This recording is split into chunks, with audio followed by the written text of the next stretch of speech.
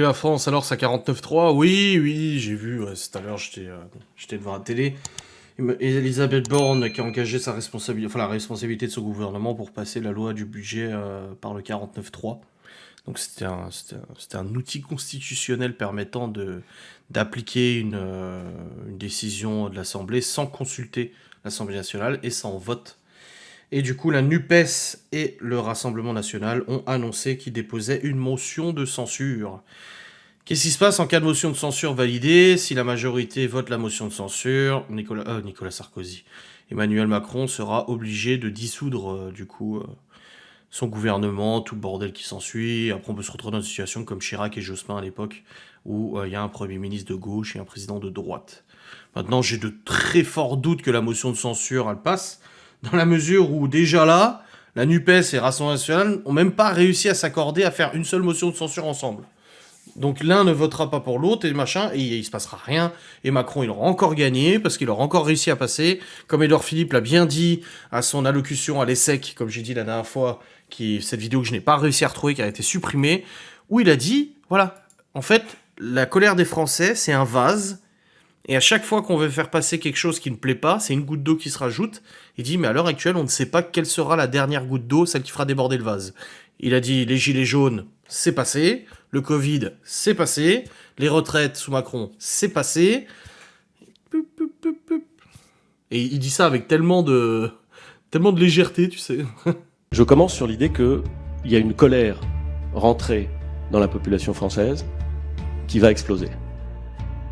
Et je termine mon propos après avoir présenté toute une série de choses qu'on va faire, sur l'idée que pour éviter la colère d'Achille, il faut la ruse d'Ulysse. Et que donc, face à cette colère potentielle qui va se déclencher, il faut être rusé. Je dis ça en disant que l'idée que la société française était comprimée, était angoissée, était désemparée, et que donc elle pouvait craquer, était une idée que j'avais en tête en juillet 2018. Parce que justement, je savais que le pays était dans cet état, qu'il avait à la fois besoin de réformes puissantes pour être réparé, et en même temps, si j'ose dire, qu'il était d'une très grande fragilité, qu'il pouvait exploser. Donc ça, c'est pour vous donner l'état d'esprit. On ne sait jamais quand la dernière goutte, on ne sait jamais laquelle des gouttes est la dernière.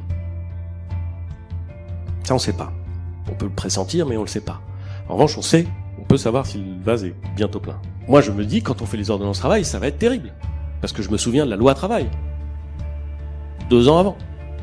Manifestation monstre, tension maximale. On fait les ordonnances travail et ça passe. On fait la réforme de la SNCF. Et on termine le statut. On met fin au statut. Et on ouvre la concurrence, on développe la concurrence, on dit comment est-ce que ça va se passer. On s'attend à un déblocage complet. Et on les a pas tant que ça, il y a des grèves, mais ça passe. On dit qu'on va pouvoir entrer dans les universités, dans l'enseignement supérieur, sur le fondement d'une orientation sélective.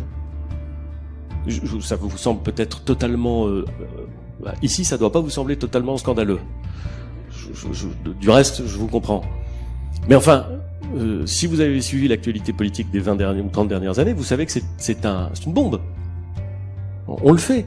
Il y a des universités qui sont occupées. On les désoccupe. Et ça passe. Et donc, vous vous dites, au fond, même quand ça crispe, si, 1, on a un programme qui dit ça, et 2, on considère que c'est bon pour le pays, il faut y aller. Et donc on y va. Et on fait la taxe carbone à un rythme beaucoup plus rapide que ce qu'elle avait été engagée, en sachant que c'est un rythme très rapide, parce qu'on pense que augmenter l'imposition sur ceux qui brûlent et baisser l'imposition sur le fruit du travail est plutôt la bonne idée. On le fait peut-être lentement, en tout cas dans le switch, peut-être illisiblement, c'est possible. Mais c'est ça notre idée. Et on ne voit pas que ce qui est passé auparavant ne va plus passer et que la taxe carbone, et peut-être d'autres mesures, cristallisent le mécontentement et la colère que j'évoquais tout à l'heure. C'est un vrai bordel tout ça, de toute façon. La manifestation, la grève générale n'a pas prise du tout. Manifestation non pas prise non plus. C'est retour à la vie banale, fermez votre gueule et travaillez, puis voilà. Comment tu veux qu'on s'en sorte, de toute façon, quand c'est comme ça? Les gens, et la coupe du Monde est gagnée par les Français, t'arrives à avoir 2 millions de personnes dans la rue, Et quand c'est pour mieux vivre, t'as personne. Une catastrophe. Une catastrophe. Ça va bien finir par péter, je sais pas. Peut-être, peut-être pas. Inch'Allah, comme on dit. Les raffineurs au boss, bah, y en a qui ont été réquisitionnés, il y en a d'autres qui ont arrêté la grève, il y en a qui continuent. Non, je suis pas allé manifester, c'était déjà la fonction publique qui manifestait, donc je me sens pas trop concerné, je suis pas fonctionnaire. Mais si une grève générale commence à arriver, des vraies manifestations, comme pour les gilets jaunes, comme pour le pass sanitaire, j'irai manifester, bien évidemment. Les Français sont des morts vivants. Ouais, c'est ça, c'est triste en fait. C'est triste parce qu'on peut s'en vouloir qu'à nous-mêmes. Hein. Ce qui se passe actuellement, les gens, bah, on peut s'en vouloir qu'à nous-mêmes. Hein. On l'a bien vu pour le pass sanitaire, hein. On a manifesté et tout, on a vu à quel point les gens, ils ouvrent leur gueule, mais quand il faut manifester, il n'y a plus personne, tu sais. Bien triste, ma foi, tout ça. Aucun cours d'assuré pour mon fils au lycée. Bon, apparemment, ils ont dit 3% de grévistes dans l'éducation nationale. Nous, en tout cas, on n'a pas eu de problème pour ça. On n'a pas eu de grève, rien du tout. Si, la SNCF, parce que oui, on était censé, demain, vendredi soir, on était censé faire l'enquête chez Stevie avec Geoffrey. Et je devais aller sur Épinal pour acheter les Velux. Et le truc, c'est que en fait, j'en ai trouvé ici des Velux. Il y en a chez Gédimat, donc pas besoin d'aller sur Épinal. Et je dis à Geoffrey, bah c'est pas grave, je te fais venir en train. Et vu que c'est pour Ghost, bah je paye le billet de train et tout ça, tu sais.